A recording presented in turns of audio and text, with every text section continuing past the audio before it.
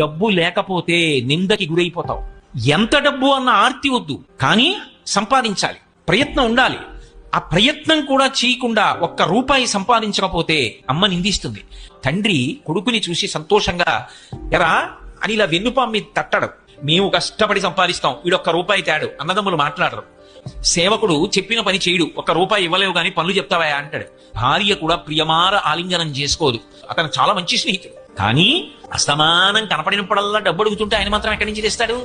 అందుకని ఇట్నుంచి ఈ డబ్బు సంపాదించిన వాడు ఎడుతుంటే అట్నుంచి మంచివాడైన స్నేహితుడు ఇలా వస్తుంటే వీడిని చూసి పని లేకపోయినా ఇటు రావలసిన వాడు అట్టెడిపోతాడు.